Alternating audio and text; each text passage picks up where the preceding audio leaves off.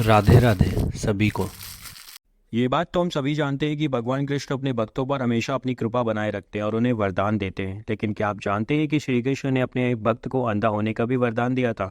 और ये भक्त कोई और नहीं बल्कि सूरदास जी हैं। सूरदास जी एक महान कवि और संगीतकार थे। उनका जन्म मथुरा के रूनकता गांव में हुआ था।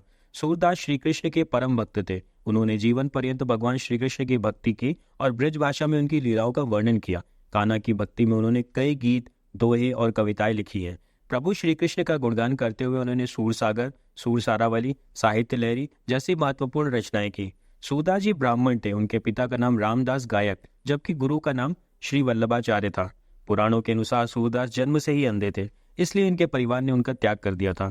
जन्म से अंधे होने के बावजूद भी उन्होंने अपनी कविता में प्रकृति और दृश्य जगत की अन्य वस्तुओं का बहुत ही सूक्ष्म और अनुभवपूर्ण चित्रण किया है। 18 साल की उम्र में सूरदास गौ घाट पर ही उनकी मुलाकात महान संत श्री वल्लभाचार्य से हुई और उन्होंने उनसे गुरु दीक्षा ली। माना जाता है कि वह अपने गुरु से महज 10 दिन छोटे थे। वल्लभाचार्य ने ही उन्हें भागवत लीला का गुणगान करने की सलाह दी। इसके बाद से ही सूरदास ने श्री कृष्ण का गुणगान शुरू कर दिया। पौराणिक मान्यताओं के अनुसार एक बार सूरदास जी श्री कृष्ण की भक्ति में डूबे कहीं जा रहे थे। तभी रास्ते में एक कुआं पड़ा।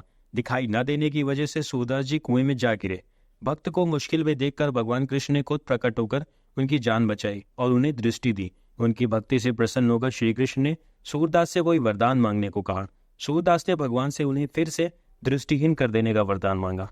सूरदास जी ने कहा कि वे अपने प्रभु के अतिरिक्त किसी और को नहीं देखना चाहते। इस घटना से ही अंदाजा लगाया जा सकता है कि सूरदास जी भगवान श्री कृष्ण के कितने बड़े भक्त थे।